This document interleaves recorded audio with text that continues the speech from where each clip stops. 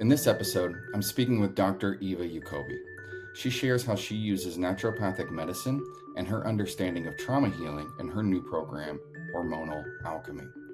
We also dive into the emotional connection to food and how your dietary choices, the impact of authentic self-expression, and gut health impact your mental well-being. And how sex is a gateway to healthy intimacy and connection. This conversation is for anyone who is struggling with a healthy relationship to their authentic self. What you're going to learn is how struggles and challenges can be the source of purpose and fulfillment, how your dietary choices have a direct impact on your mental health, and why men should seek knowledge about women from women themselves.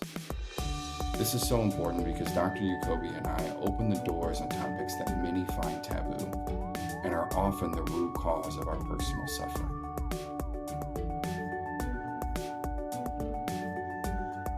All right, doctor. What is going on, my friend? How in the hell are you? I'm good. I was thinking about it because I lost your video, but last time we spoke, I was living in Tulum, and it was a long time ago. It was maybe 2 years ago, at least a year and a half ago. Has it been that long? At least a year and a half, probably. Yeah, because I've been in Bali just over a year now, and we spoke well before I left Tulum. All right, so I get to hear about all the things. I'm excited. So yeah, before we get, talk me. I lost your video, by the way. Go ahead. What were you saying? I don't see you. I don't see Okay, you. so this is one of those moments where it's recording mine. Okay, got it. So just keep going. It's back. No. Yeah, so this is one of those weird moments. So if this is ever happening, it's recording both of ours separately, exactly as it looks to you, like in a good way. Okay, cool. So I'll just mark this as... Okay, now I see you. Perfect. So, anywho, so catch me up. So you're now in Bali. You've been there for a year. I could fill in some blanks knowing, what I know, but talk to me about what got you to Bali. You left Tulum. You're there for a year. Now you're just sitting there cheesing because there's a story behind it and I got to know it. Yes. Well, my intention was to always be back in Bali. I mean, when we met, I was in Miami, and that was never part of the plan. Like, my plan was always to be back in Bali, and but because of COVID, I got stuck outside of Bali for 3 years. I left Bali. I was living here. I left just before COVID hit because I had to go take my medical boards in California, and then I couldn't get back. And so when we met, I was in Miami, and then I left, went to Tulum. And it was just a matter of finding, there was a little bit of courage because I wasn't sure how it was going to work with living in Bali, but working on US time zone. And I also had just built a big life in Tulum, and it was hard for me to kind of step out of it until I kind of burnt out in Tulum. And I said, I have to go. It's time to go back to Bali. It's time. It's time. And so I left Tulum the end of November 2022, went back to the States for a little bit, and by December 15th, I arrived back here, 22. December 15th. I love it. So you just brought up something I think is very interesting, especially for anyone that may have the desire to take off and go live somewhere else for a while, and what that might mean for them, with their work and all the schedules. That's one of those things I don't think people recognize until they do it. So I would be very curious to know, like you said, it took a little courage to move yourself to a completely different time zone, and you already had this business. Like, how have you navigated that since? How have you made that work? So I realized when I got here, I kind of split my day. I've got my morning, right? So it's Mm-hmm. evening East Coast, like early evening on the West Coast, later evening on the East Coast, and then for my morning now, right? It's 8 a.m. here. And so I'll Mm. work morning and I'll work evening. Um, and then I've had some clients in Europe, and then that goes more at like 4 or 5 o'clock. But otherwise, it's kind of 7, 8 a.m. until like 10, 11 a.m., 12 a.m., 12 p.m., and then 7 p.m., 8 p.m., 9 p.m., 10 p.m. on the other, Oh, wow. So you'll work well into the evening if need be.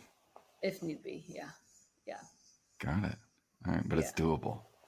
It's doable. And I know there's people here that will work all through the night. And I'm like, no, I won't do that. Like, for my own health, my own sake, I'm not going to be working, at 2 a.m.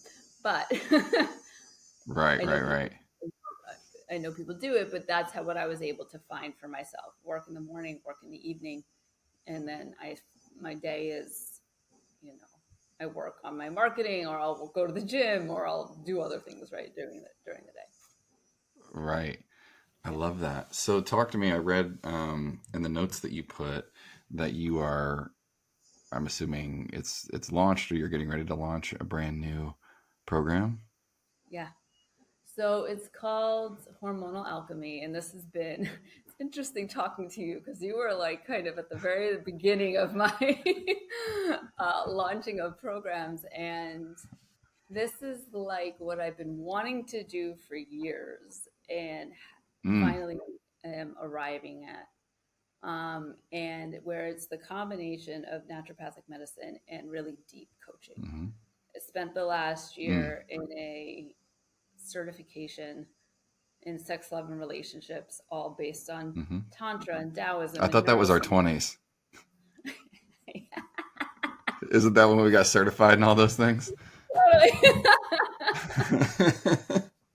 So funny. And, trauma informed work and all of these Yeah. elements. And so,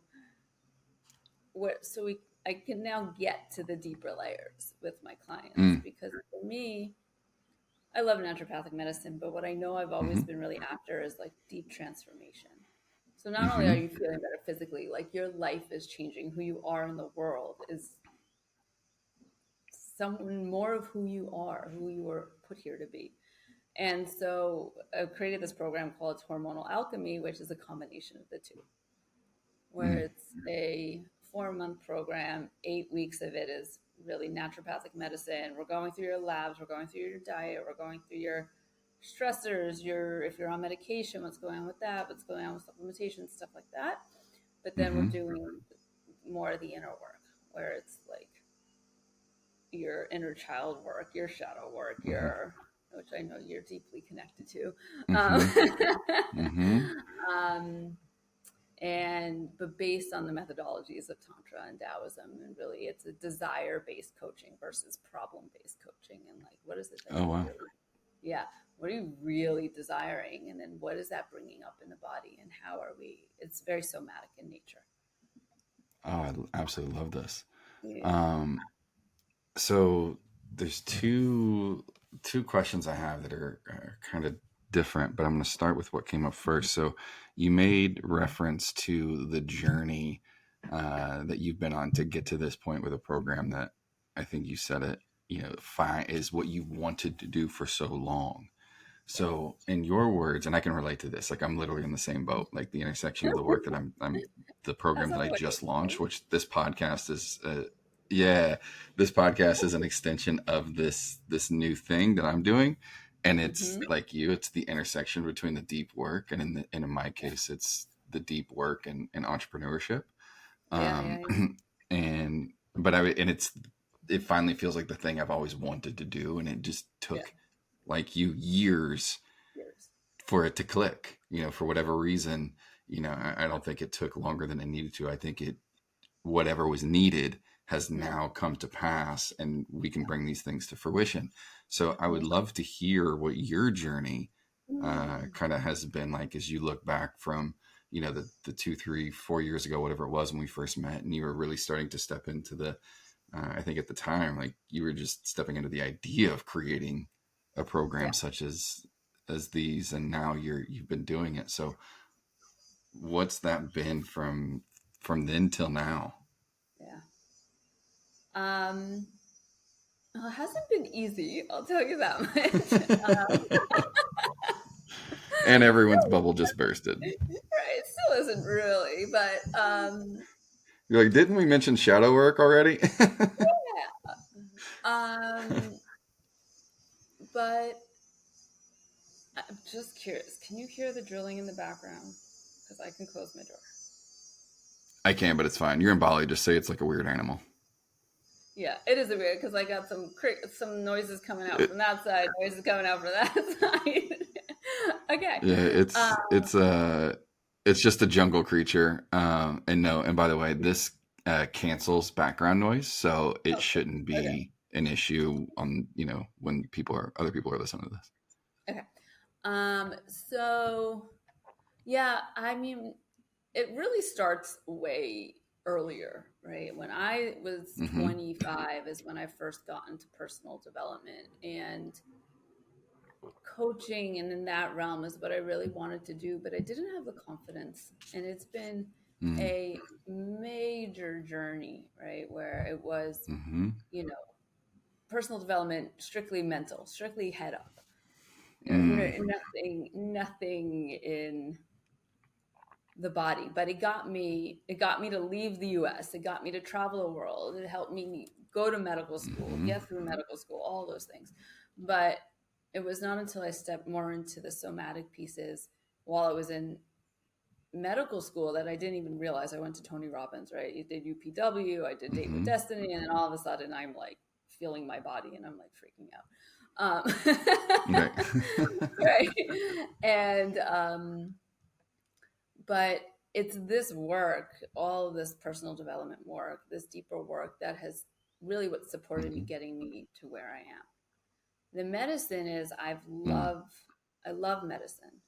I wanted to be a doctor, in undergrad. My intention was to go become a doctor, go to conventional medical school, but when I was literally had interviews, I then canceled them and said, I'm not doing this for many Mm. reasons. So Mm-hmm. yeah, part of it was fear. Part of it is I was like, the Mm-hmm. system really doesn't land with me. Like, I'm not going to go. I knew I was going to get destroyed in conventional medical school, mine being soul, and I wasn't willing to do Mm. that. And um, so if I fast forward, it's like finally the intersection, like you said, of naturopathic medicine with now this deeper somatic work that I've been doing, that I've been with the personal development, all the mindset work that I've done over since I was 25. It's like 18 years. I don't know if I'm doing the math right, but Mm-hmm. it's a long, right? At a certain point, Whatever we it stop doing the math, so it's fine. is, like whatever. And so it's finally Mm-hmm. bringing the two worlds together, and it's been a long journey because of Mm. my own personal journey, and then figuring out how to bring the two worlds together. Yeah, it's. I had the same experience in pursuing psychology that you Mm-hmm. referenced in pursuing Western medicine. Right. I was pursuing my marriage and family therapy license, and I didn't go back to school until I was late 20s, nearing 30. Um, Mm-hmm. and it was, there's like two very specific reasons. Um, like you, that it wasn't that the experience I was having was wrong, or I I didn't necessarily think what they were doing was correct or appropriate, but rather it was more of this intuitive, like undeniable, like hard stop, like voice in my body saying, like, this isn't, it's not that it's wrong, but this isn't your path. And, but with that, choosing to not complete the schooling and become a licensed therapist, I, like you and I have talked, quite a bit. I struggled for years in self doubt and who am I? Am I smart enough? Am I good enough? Will I ever be, credible or worthy of respect from those that have, the degrees and the licenses and all these things that, I was so deeply insecure about not having. Yeah. And it's taken me many years and many different healing journeys, different modalities, combinations of modalities, and then just quite frankly getting my ass whooped Yeah. in the streets of this thing we call life and work and relationship and family and experiencing grief and all these kind of things that finally I was like, fuck it. Like, I know enough to be a valuable piece to this conversation. And I started slowly but surely, like you, leaning into courage and becoming a little bit more apologetic or unapologetic rather, Yeah. uh, to just start having a conversation Yeah. and being okay when someone's like, I don't agree. Instead of taking that like, oh shit, that means I'm wrong. I'm stupid. I shouldn't be having this conversation. Instead, it becomes like, interesting, help me understand your perspective, or, talk to me about why that doesn't land with you. I'm curious. Yeah. Um, so, Yeah. but with that, the other thing, you saying that, uh, this is what you've always wanted to be doing. Mm-hmm. Right. So talk to me a little bit about the always like this. It sounds like there was a deeper knowing, probably long before you had the language to, to explain it or articulate it. But what was this thing that you always knew, if you could put it into words, that you wanted to be doing that took you so long to connect the dots? I think part of it is, you mentioned credibility. Like there's been this coming Mm. from where I come from, it's like needing to be credible, feeling credible, and um, just belief in myself. I want to close the door because now it's driving me crazy. So give me one Do second. it. It got louder. You're good.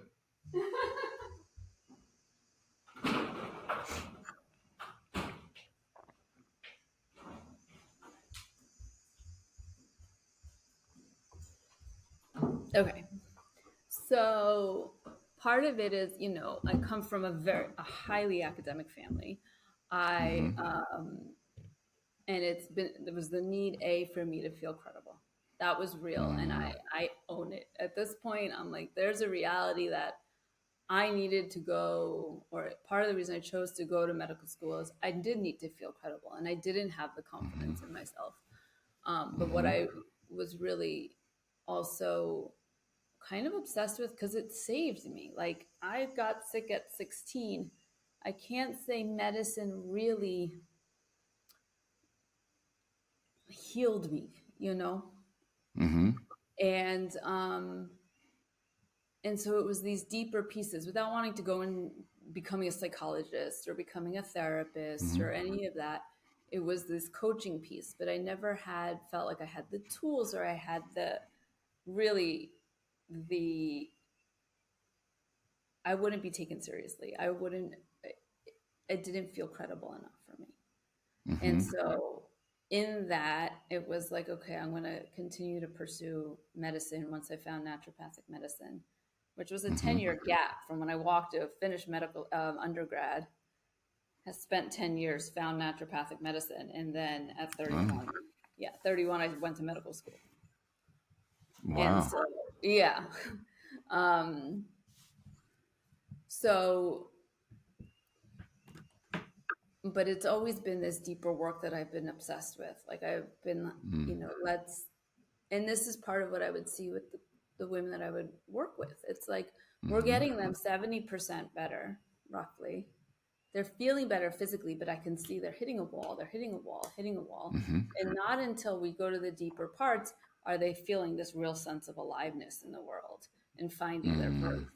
And that is what I'm deeply committed to.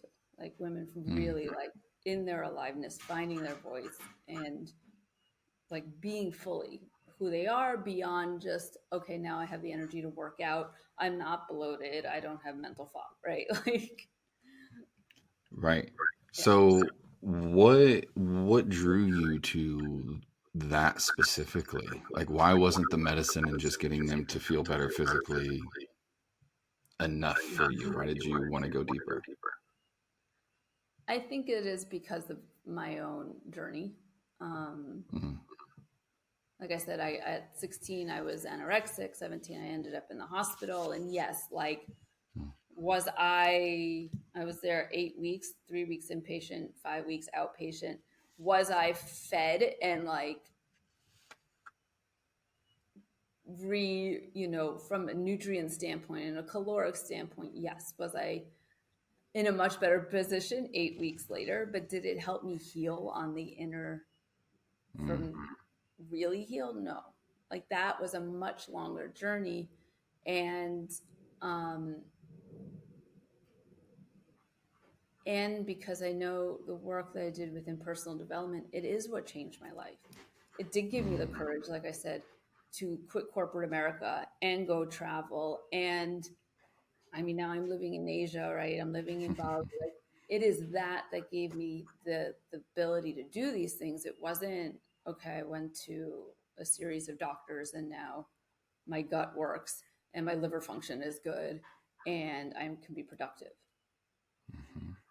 It's like, what is the experience of life? And um, that's that's a big piece of it, because people have said, oh wow, look at the life you've lived, and I'm like, yeah, but it didn't just come from nothing. It came Mm-hmm. from hard work. Yeah, absolutely. And I asked that for a reason because, as you know, I am a firm believer that, you know, this experience, this feeling that we call purpose, right? Or even fulfillment in the deeper sense of meaning in our lives, Mm-hmm. I truly believe that it stems from our struggles, Yeah, I right? agree. Not our joys, not our passions, not all that, yes, those things are important, but I do not believe that's where things like purpose stem from personally.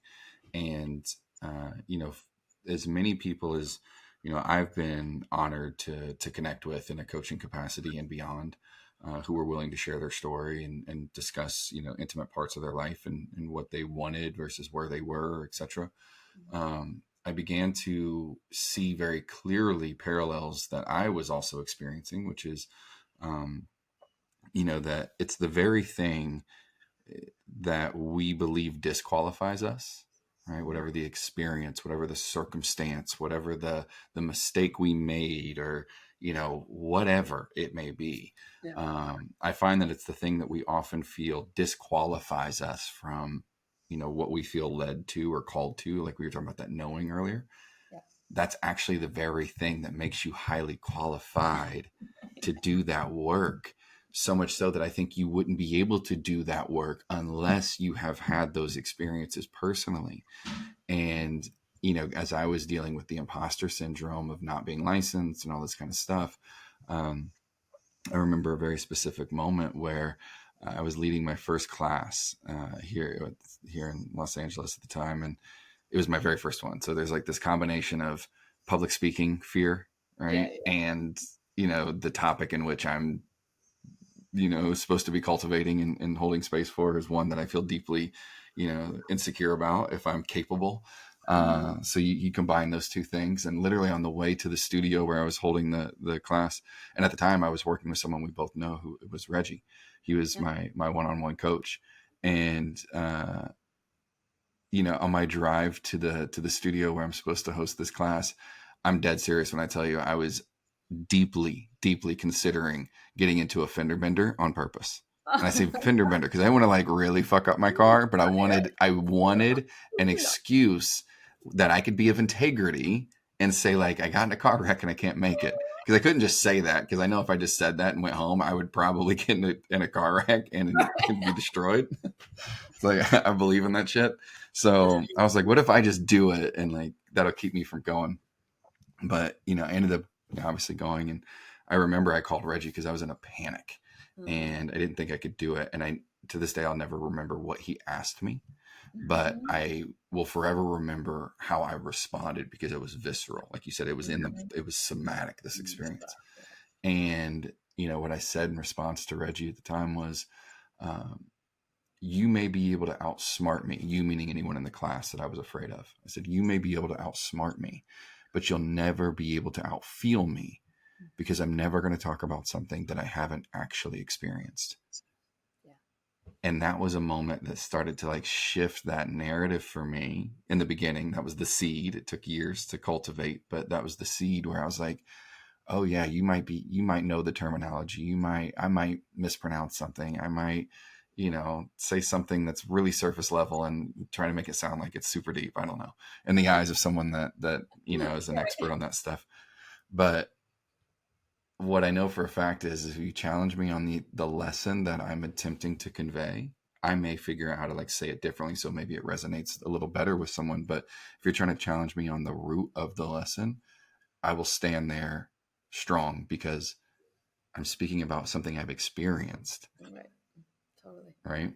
Mm-hmm. And, but yeah, it's so funny. And I find that a lot because, I work with coaches specifically and mission driven entrepreneurs. Most of the time it's a coach, a consultant, a service provider of some sort, a healer. And without fail in the very beginning, they're phenomenal. They have the knowledge, they have the skill, they have this experience, but they're wrapped up in this belief that because they're not insert whatever their thing is, they're not blank enough of something Right. that disqualifies them. Just like I felt, just like I know you described, you felt, when in fact that's the secret sauce. It is totally the secret sauce. Yeah. Yeah. Yeah. And it's cultivating the confidence. Mm. It's Oh, I love cultivating. that, cultivating. Yeah. You Yeah. just don't wake up confident, huh? No. People do, That's but I don't. not, you just don't manifest confidence. Is that not the thing? You got to actually cultivate it. You got to work. Okay. Damn it, Yeah. Instagram. You had me Yeah. Right. believing something else. Yeah. Totally. Totally. Totally. And I think we all come at it at different levels, but like for me, it's this constant journey. It's this Mm. constant cultivation. And I know the days that I don't sit with it and I don't create it in my physical being, I'm not Mm-hmm. I'm not operating or vibrating at the same level by Mm. any means. And Mm. so yeah, that's why I say it's a cultivation. I Um, love this. yeah. So I got a question, and I'm really curious about your thoughts on this. And because you obviously have this deep understanding of medicine, holistic practices, and a much deeper understanding of Western practices than the mass majority of all of us. Maybe even some that hold a license. I don't know, but uh, but I'd be very curious about this idea that I have around the difference because it absolutely blows my mind. By the way, that so many in one position or the other like just completely poo-poos the other as if they're completely wrong and shouldn't exist. Yeah. Like it baffles my mind. Um, but the question I have is I see a lot of the Western practices, the typical medical solutions, the pills, the surgeries, the Yeah. those kind of drastic approaches, um, as being very necessary in an acute situation, Mm-hmm. right? Almost like an intervention of sorts. Like they're very, very effective in like an intervention style Yeah. or type of circumstance. Yeah. Whereas the more Eastern, holistic Mm-hmm. approaches are far more, and I mean, in my opinion, far more uh, superior to, a living a well-rounded, healthier, sustainable life in alignment with how this thing, I'm pointing at our bodies, right, Yeah. connects to and aligns with these things. And what I'm talking about outside is nature, Nature. like Yeah. the real shit, right? The stuff that's been here long before we were and long after us, I'm certain. Yeah. Um, so I'd love to know your thoughts on that, given your depth of understanding of both. Like, how do you see it when someone says that one's wrong or this one's wrong, and they, for whatever reason, they're saying no to one or the other in some sort of like absolute. Yeah. Well, I'll never forget it. One of the things that I was always stood out for me for medical school is there's Mm-hmm. never an always. It's not always one way, ever, Mm-hmm. right? And so it's not 100% this way or 100% that way. And it is my belief, and there is always a place like um, for medication, or there is a place for, like you said, in acute state, in acute situations, we absolutely need Western medicine. Like for me, like you'll never see me in an emergency situation, or like we need that, like hands down. Like there is no replacement for that. Yeah. But when, there just isn't. I'm s- I, I'm sitting there like, oh yeah, because when I have a migraine, like fuck your lemon water. I need you better give me that shit. You better give me the real stuff now. I mean, if I was, because I remember writing in like the form, like nothing's off limits, and I really Yeah. want to lean into that myself, because Mm. part of it is I still know I hold back, and I don't want to hold back as much as I do. Yeah, that's And fair. like when I was in medical school and I was going through major anxiety and panic, I did go to a doctor and they did give me Xanax. Now I was exceptionally afraid of it. I went to Mm-hmm. two NDs in the same day. One gave me Xanax, one gave me homeopathy. I took them both, Mm. but I was very afraid of the Xanax, right? Like I didn't want to Mm-hmm. touch it, to be honest. But I was in Mm-hmm. such a bad state and I had to take exams. And like, what do I Mm-hmm. do? And I'm like, oh, like not functioning like a human person. Yep. And I'm grateful. I always passed my test. I got through school. But Mm-hmm. like, there is always a time and a place. Now, if you're talking about ongoing anxiety, ongoing chronic illness, ongoing, like, you've been through every channel, Mm-hmm. nothing's working, right? Like, there's something bigger at play. Another It's deeper. medication, right? Like, another medication added to your list of 10 medications is not going to do it. Mm-mm. It's just not going to do it. And, Mm-mm. I've had a number of clients over the last year that landed on my doorstep, right, with major Mm-hmm. chronic illness, complex disease, and they were on the list of meds.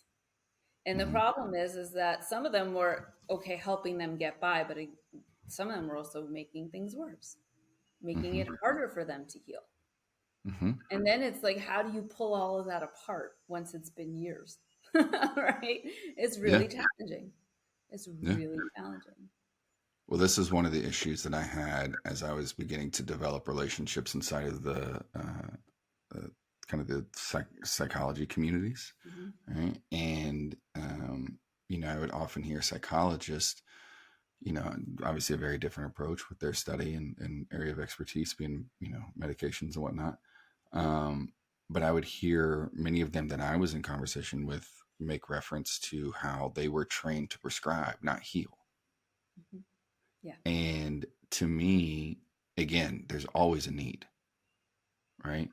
Like it's very necessary for people in moments and in seasons where they just need that life vest. They're drowning otherwise, and I've been there. As a man who's nearly committed suicide, I get it, right? And um, you know, but even in sharing that little tidbit there, like the what I found was often it's like the thing that we saw. They're a symptom, right? It's not the source.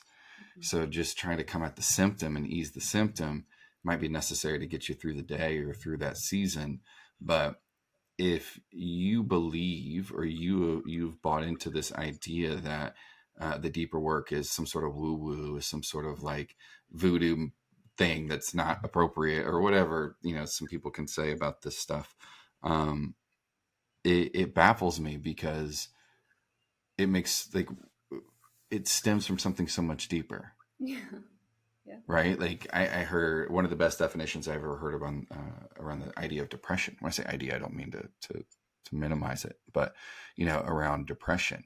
And this is with respect to those that do have a legit diagnosis of severe depression, right? They do exist, but I think it's far and few between based on how often this is discussed and Yeah. people prescribe antidepressants and this kind of stuff. But what the best definition I ever heard was depression is nothing more than denied expression.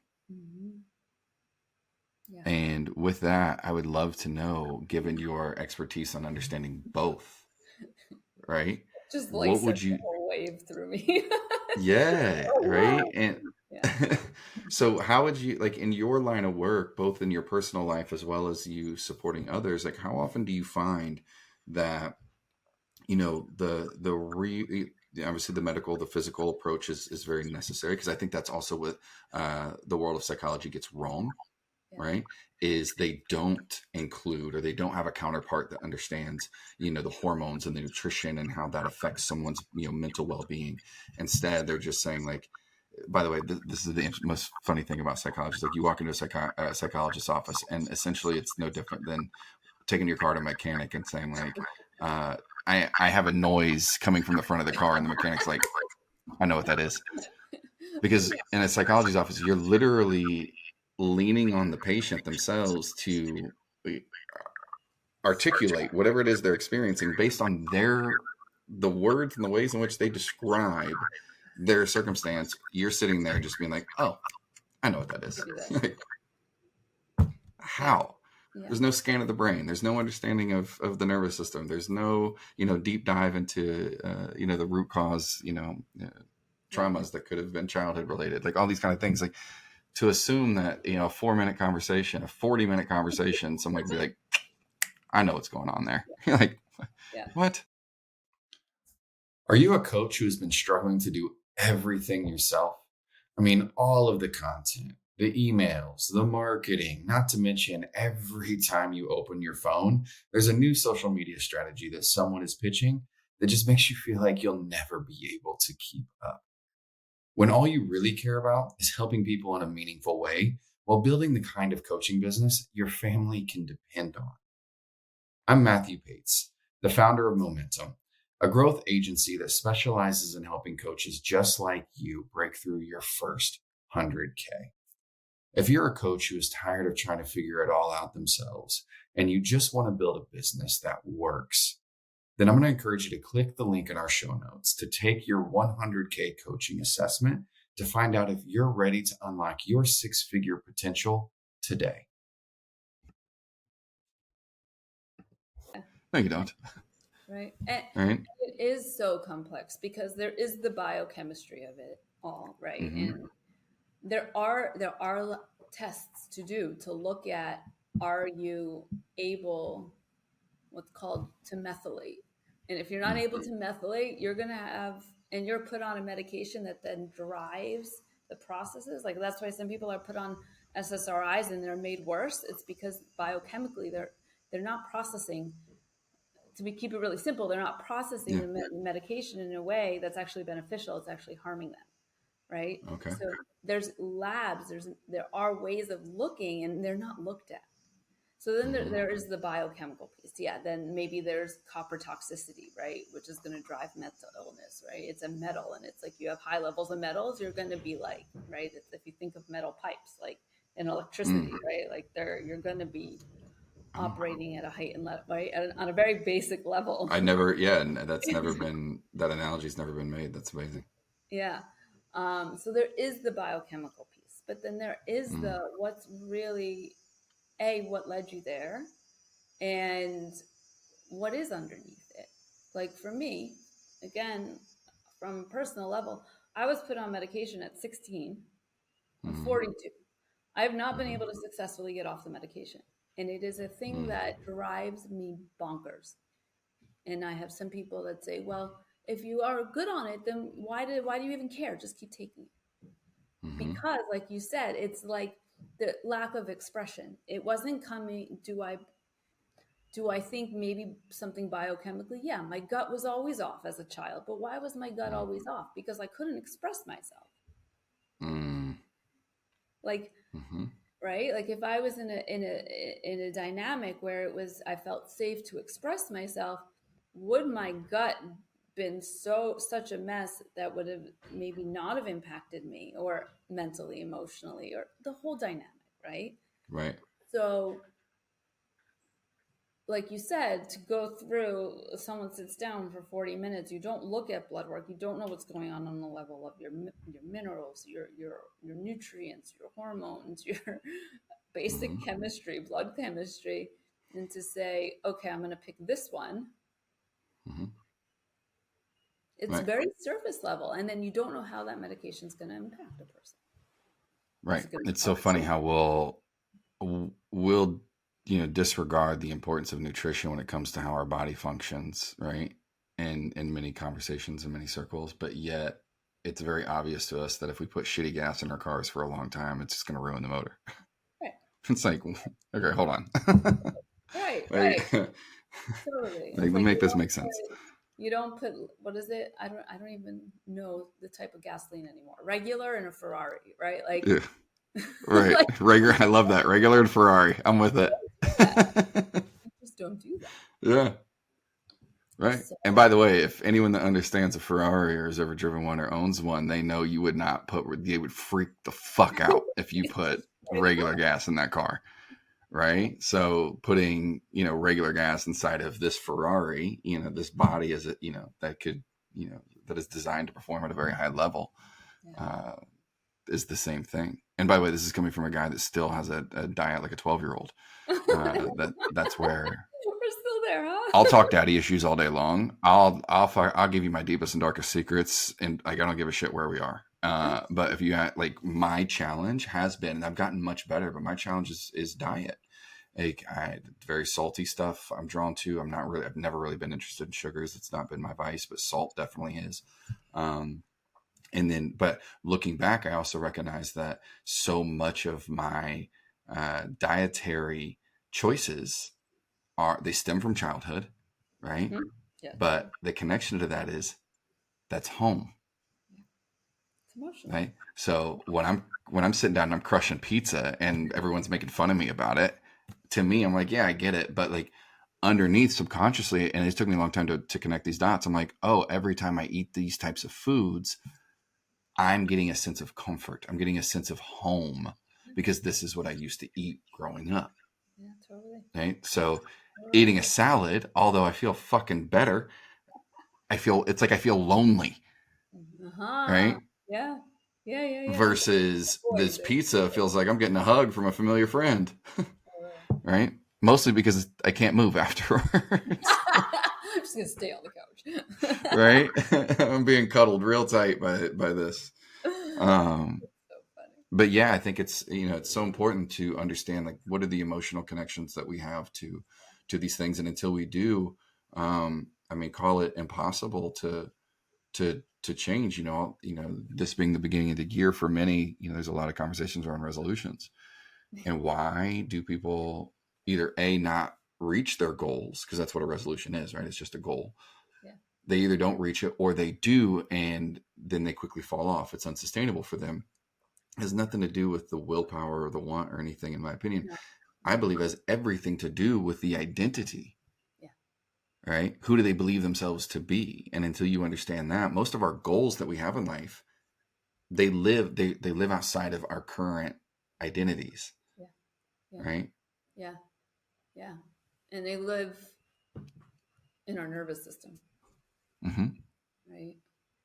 And that's partly why I've done, like, why I segued into the direction that I've gone in the realm of the somatics and the tantra and the Taoism methodologies. Because it's been, there's like somatic experiencing, and then I wasn't going to go to school for another 3 years. I was just like, not about that. Not doing it. Yeah, I've hit my quota. Yeah, I know, like, I just can't. But I found this other path, and because it's in the nervous system, like, there's the identity outside, but it's also, why is that identity so far away from me? Like, I can't even feel it or connect to it other than connecting to fear.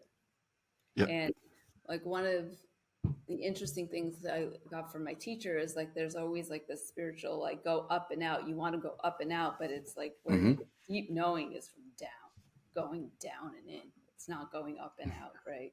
It's like down and in,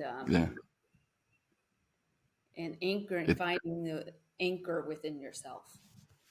Yep. I use the metaphor of a tree often around this conversation, because in our society today, everything is on such display, right? Yeah. So much of our efforts are intentional or otherwise, are committed to the appearances of things. Right. So using the metaphor of a tree, it's like we're spending so much of our time focused on how big our branches are, how big our leaves are getting in the world. Right. And very little, if any, time focused on the depth and the strength of the roots beneath the ground. Yeah. Right. But again, I think we are parallel to nature because we are nature. So using a tree, I think it works. It's a perfect example because just like in life, when something, a tragedy hits, or a business goes under, or a relationship ends, or one of these big, really significant changes, I don't care how aligned and attuned one is, these experiences are going to be traumatic, right? But the difference is how one can respond, how one withstands those experiences, and the ability to not make it worse. I Yes. used to make shit worse all the time, All the time. right? And I could justify it. Right. I justified all the drug use. I justified the promiscuous behavior. I justified, the alcohol and the anger and all those things. Like, I'd be like, of course I'm this way. Look at what, look at all that I've experienced and the things that, it's justifiable. Cool. Still not okay. Right. Still not cute. So, but that idea of like, when the wind blows a tree that has big leaves, big branches, and little roots, it's going to blow over. Right. Versus how important would it be to, like you say, go in. And I know some people might struggle with understanding what we mean. Other people know exactly what we're talking about.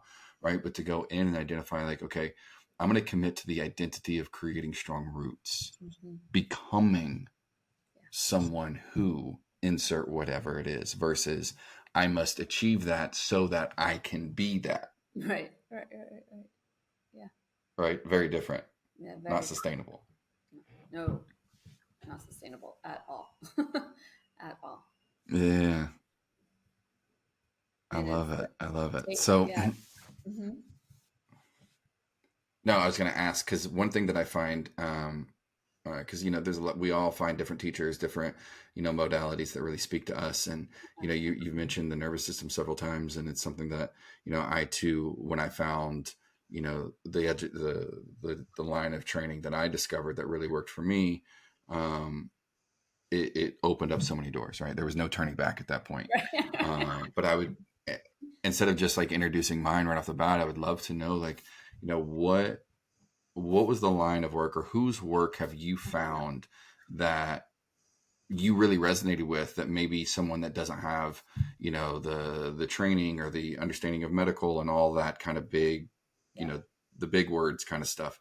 Yeah. Whose work have you found that helped you better understand how to apply that knowledge to your actual life? Yes. So, so this past year, it's really a year and a half, I was in studying with Layla Martin in her program. I don't know if you know who Layla Martin is. Mm-mm. It's called Vita Coaching, and she's incredible. She actually lived in Asia for 10 years studying Tantra and all of this, and Taoist philosophies, and that's where she really gained and learned her mastery, right? And for me, what drew me there is I've been on this medication for many, many years. Now, the world and the people that I circulate in are people that are on medicine journeys all the time. Ayahuasca, MDMA, ketamine, whatever, right? But I'm not talking party. I'm talking like ceremonial, like therapeutic, right? You know what My I'm talking last conversation was with a psychedelic facilitator. Right. So I'm going to sit here cheesing right now because I'm like, let's go. Yeah. And so I said, well, I can't use those tools, at least right now, currently, because I'm on this medication. I have had a horrendous time getting off of it. I've had a horrendous, like, you were there by my side in Miami when I was dealing with the fallout 6 months later of coming off the medication and what that looked like. That was a time of, okay, get back on the medication so I can like put myself back together, because I was a giant disaster. And thank you for being there for me, because that was rough. But thank you for the trust. yeah, But I said, I can't go and do these plant medicine journeys. And like you guys, I lived in California, in Arizona, in Tulum, I'm in Bali. Like the world I live in are surrounded by plant medicine, right? In one way or Right. and I said, well, I've got to be able to get there another way. And so that's where the whole tantra sex get to Yeah. use sex, use that as a gateway Yeah. to higher And connection. on that, yeah, on that, because you bring up sex, which obviously it can be a taboo, uncomfortable conversation for many. But I'm very curious because, again, I mean, some of my story. My story stems from sexual abuse as a child, from a male more specifically. So I battled a lot of fears and struggles with sexuality as an adult. Made many decisions that in the moment didn't feel aligned, and it left me battling a lot of shame and Yeah. and struggle, and then found cocaine, and I was a prostitute for a while. Like I mean, All the my things. resume is shining, right? So that's when people are like, "Why do you like? What makes you qualified to do the work you do?" I'm like, "Oh, let me show you." Right? You see all these you see all these bridges that have been burned. Right, totally. Yeah, that's what makes me qualified. But I specifically am very interested in your thoughts on the sexuality piece, or not just sexuality, but the actual finding sex as a how do I want to put this, like, not necessarily as a tool, because I don't want to make it sound like Yeah, it's just going out and sleeping around is the thing, because by the way, I've done it and that didn't feel like healing, right, you right, know. right, right. Yeah, So when you talk about sex in that way, yeah, now especially as a woman, like, how would you describe what you mean by that for someone that is like, wait, what? yeah. And that's a great question because for me, and I know especially Tantra has its whole like taboo, right? Mm-hmm. And I'm not talking about temple nights, which is, you're going and you're having, I don't want to call it, well, there's elements that could look like an orgy. It could look like all Yeah. this. I'm not even talking about that. I'm talking about is actually self intimacy and using your own Mm, sexual self intimacy and it's breath work and it's meditation and it's energy work mm, and it's using these tools to then release release shame is one, but it's getting into the mm, nervous system. It's rewiring the nervous system. It's rewiring the neural pathways in your brain. And it's allowing your body to finally like express what hasn't been expressed. So mm, it's using sex as a first personal, intimate self pleasure as mm-hmm. a portal. And then, if it's like can be expanded into a partnership or whatnot. Now, Mm-hmm. if your jam is polyamory or any of that stuff, go for it. Mm-hmm. That's but it's using Yeah. sex very intentionally and starting with self because No. it, mhm. Well, Like please continue. I recently shared like a reel on Instagram about a client who I one time suggested that she does breast massage, right? And Mm-hmm. she like was like, no, right? And she's a mother of two, and just the idea of touching herself, and then she in connecting like on a very basic level. I'm not saying doing anything crazy, at least in my mind, okay? Yeah. Um, Right. and then she comes back of saying, I had my mammo, I had my yearly, and now I have, benign cyst in my breast. And I'm like, Mm, well, you think about there's so much disconnection, there's so much she was like repelling her own body, and then shame. something comes up on a physical from a physical Yeah. standpoint. Like, of course they're connected. Yeah. Yeah. Yep.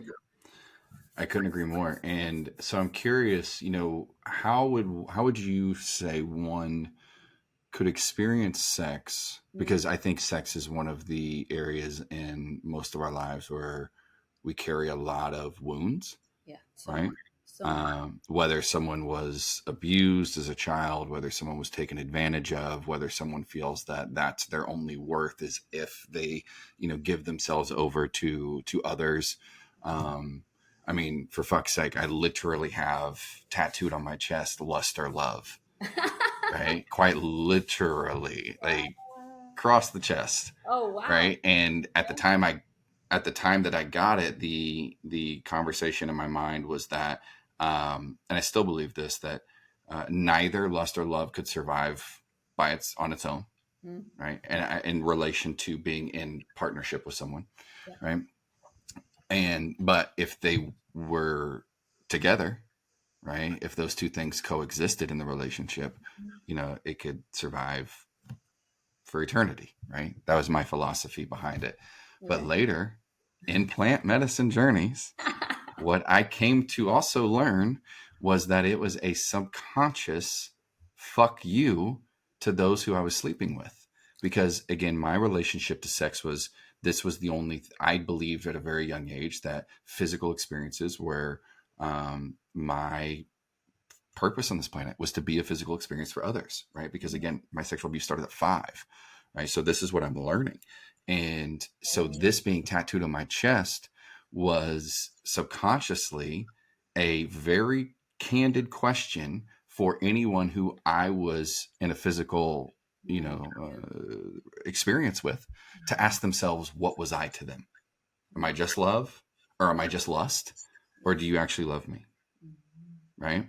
Yeah. And so all of this to ask, like, how could one who hasn't done a lot of the self-discovery, who hasn't, maybe like the client you're kind of describing, where there's still so much shame around their own body, not even what they experiencing with someone, present, but like in their own time, Yeah. right? Like, how would you say one can begin to shift to better understand what you're referring to, and being able to use their sexual energy, their sexual essence, not just go sleep around with a bunch of people? Right. Yeah. I think first it's even noticing the energy in your body, right? Like there is, or just noticing your body. Mm-hmm. And like it can be so subtle because yes, some people are super connected energetically, right? Mm-hmm. Others are not. And it's, if you're not, then even feeling slight sensation, like maybe you do know the sensation of orgasm, but maybe you don't. Mm-hmm. Maybe, how many women have never even experienced an orgasm in reality? Mm-hmm. Many, many, And by the way, for every man listening, a lot of them. many, So put your ego down. many. like, Yeah. like Yeah. women can fake orgasms. Like it's a real, Mm-hmm. it's real, it's true, and many women don't experience it, and because there's not a safety or many. Yes. Can I pause on this for a second? Because something just came to me that I think would be very important, I think specifically for men to hear, Yeah. right? And so the idea of faking an orgasm is often a joke, made to be a Yeah. joke, this Yeah. thing, whatever, right? It's the minimum. But let me ask you, as a woman, what is the reason a woman might fake an orgasm when she's with a partner? If you're being candid, whatever that means, because obviously I don't know. Yeah, I mean, it could be a few different things. You could Mm-hmm. not be enjoying it and you want it to just end the Mm-hmm. experience. Like, okay, I'm Mm-hmm. good. I'm good. We can stop now. Right. Right? Yep. Or it could be you want to make or have the man feel like, okay, they've accomplished their goal, right? So Mm-hmm. it's Their goal. their goal, right? So it could be for the Mm. man, or it could be for, or it could be, I don't even know how. I've never had it. Like I said, never had an orgasm in my life, so I've got to just kind of act as if and complete the experience. Because that's what we're supposed to do. Right.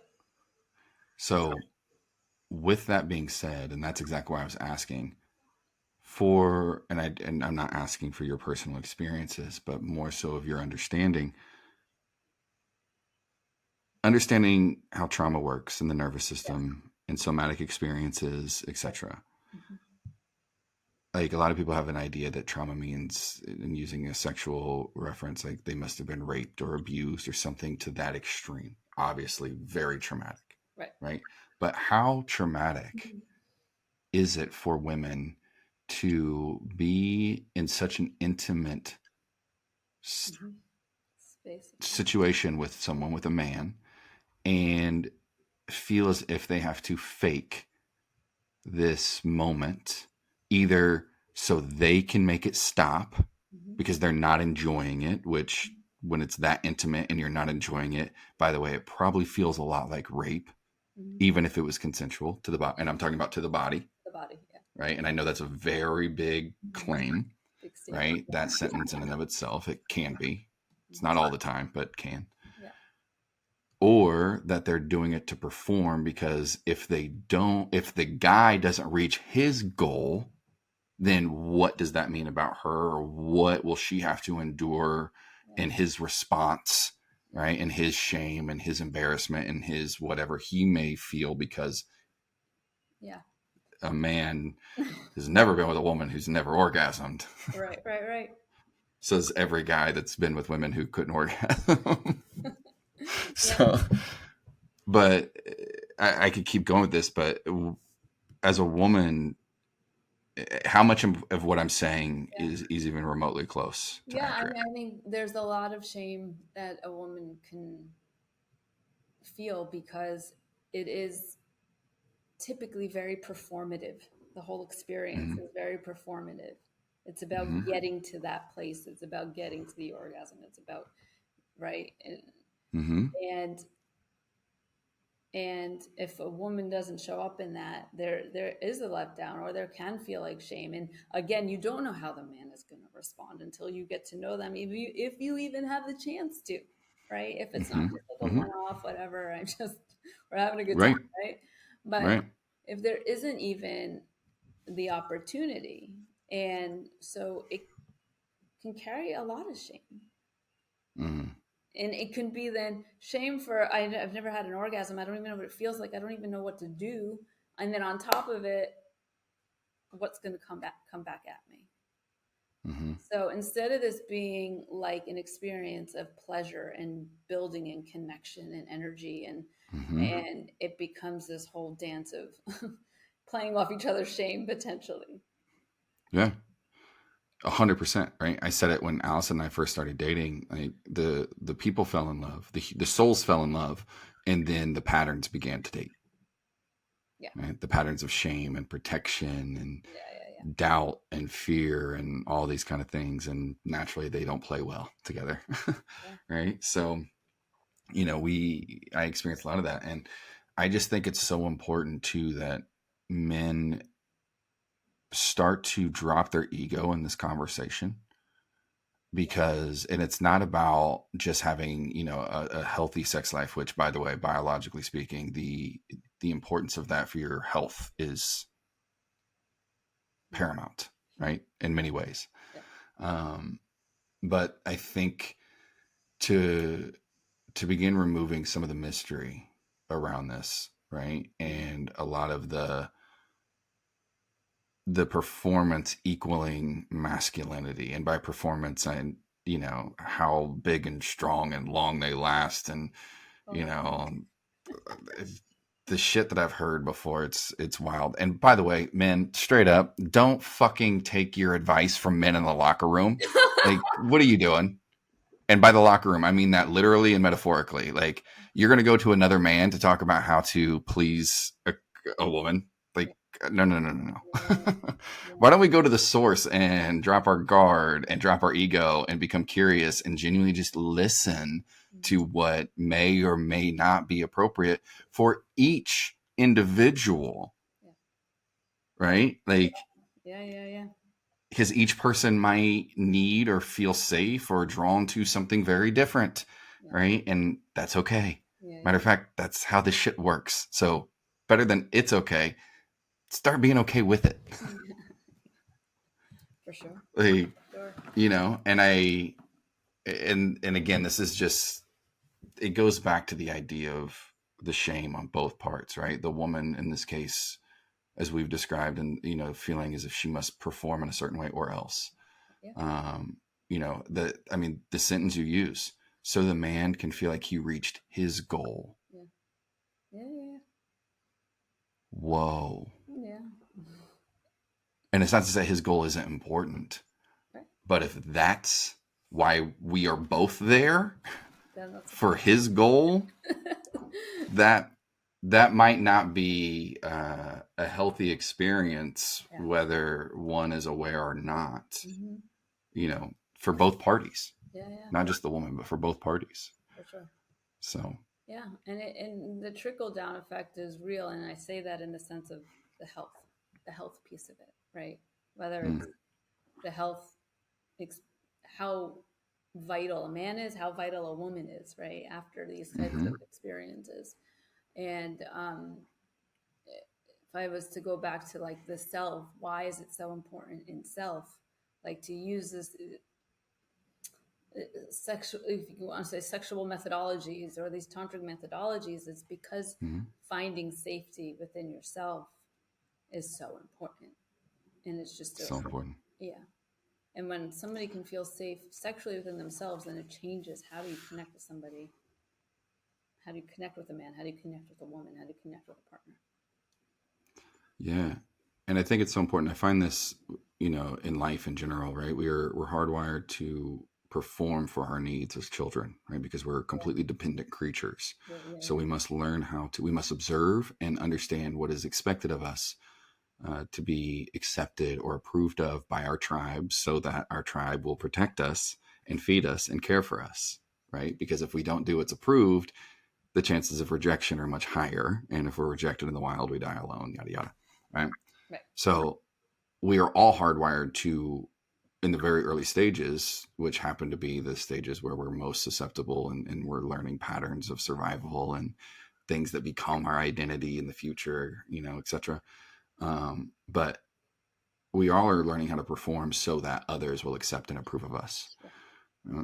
And when people, as I'm listening to you describe, the sexual experiences that many women have, and I'm sure men as well, but many women have for sure, of the performance, Yeah. right? Like we were talking about the man, making sure the man feels like he reaches his goal, or, this is what you think you're supposed to do in these experiences with men. You're supposed to make these sounds, you're supposed to make these reactions, Mm-hmm. or whatever it looks Mm-hmm. like, right?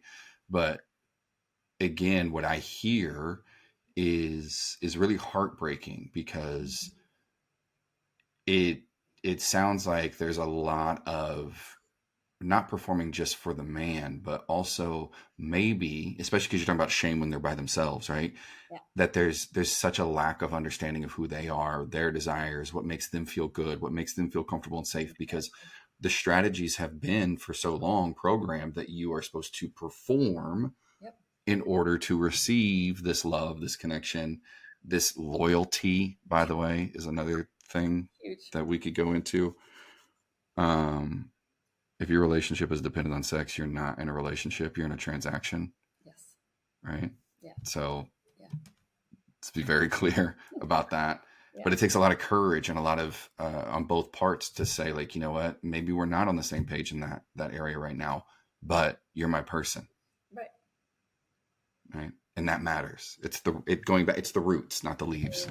Yeah. Yeah. Yeah. Yeah. 100%. 100%. Um, Whew. yeah, first off, I did not know we were going there with this conversation today. So you said nothing off limits in the Nothing notes, off so I said limits. okay. Let's go. Right, This is what's but happened over the last 2 years. yeah, exactly. Welcome to us just catching up. You guys, thank you for listening. um, So fun. no, I really, really appreciate, and I would love to continue this conversation, because I think, given the work that I've done, and especially because of my experience around sex and sexuality, and my level of comfort that I've come to Yeah. earn, quite frankly, Yeah. uh, but being a man that identifies as a heterosexual man, but has lived a very bisexual, life for a few years, and the shame. I mean, me being able to say that right now, right? And we're like, oh my God, who's going to hear? My cousin's going to hear, my friend's going to hear. Give a fuck anymore, right? Because it's the truth. So, but the truth is, I believe more conversations like this, no matter how messy, no matter how many things I may have said or you may have said, that looking back, we'd be like, fuck, I wish I'd have said that differently, right? Or like, that's not what I meant. They're going to judge that. True, they might, and maybe they should judge some of the things that I said, or maybe some of the things that were said here. But it's it's too important to not have these conversations, even if they're going to be messy, because they need to be had. Yeah. Yeah. Yeah. Right? Yeah. 100%. And it's funny because I find myself with trying to explain what I'm doing now. It's like I still don't know how to express it. But in a conversation like this, it's like, all right, let's talk. Like I got it. Right.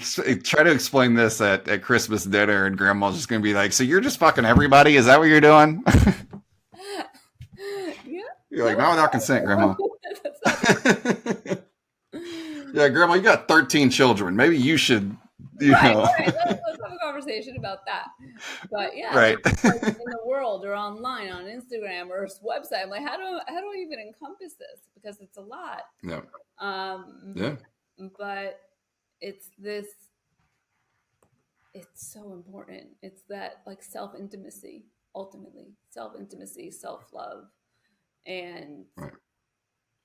And then I feel like that's the root of health, of true health, true connection, attunement, all of those things. And this is why I call this more than a business. Mm-hmm. Yeah. Right? Because this is just what you happen to do for a living for hundreds and thousands of women all over the world. But this conversation is what you're really doing, right? Yeah. For any and all whoever, are fortunate enough to come in contact with you and your work and what you're doing in the world. So grateful. And, on that note, I want to be mindful of our time today. But on that note, I would love to hear or know your words, your world. Like, what is it that you're doing? Who is it that you would like to send the bat signal to if they're looking for someone like you? What is it that you do? Who do you support? And where the hell can they find it so that we can put a link to it?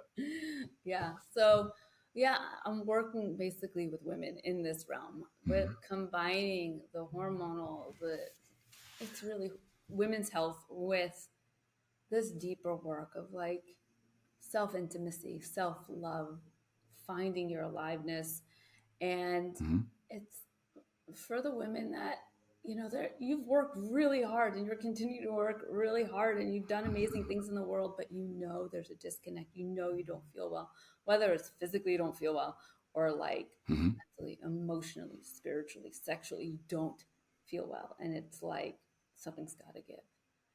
So, what I've come to say is, that women can reclaim their health, radiant self-love, and deep aliveness. And that's really, in a nutshell, what it is.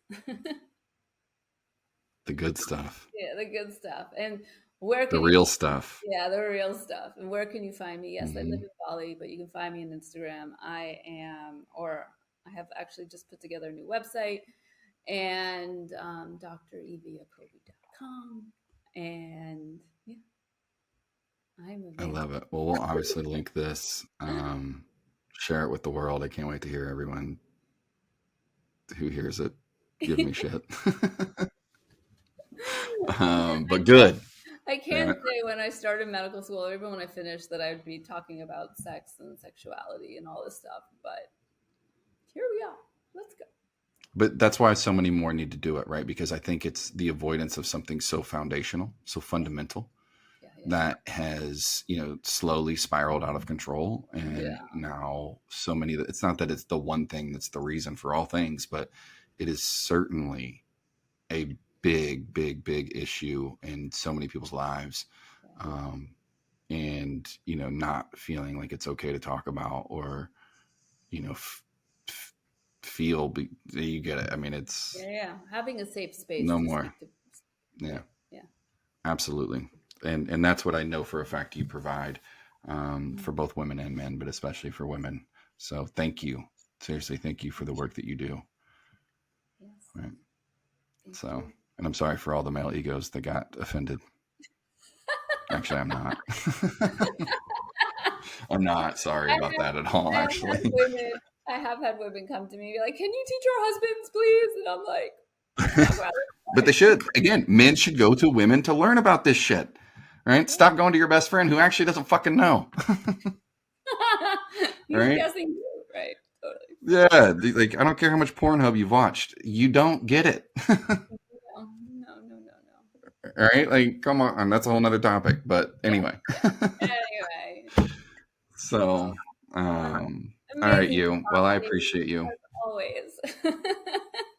Thank you, thank you, thank you. Likewise, and I'm finding this sundown glow to be quite dramatic at the moment. Yeah, it just got dark.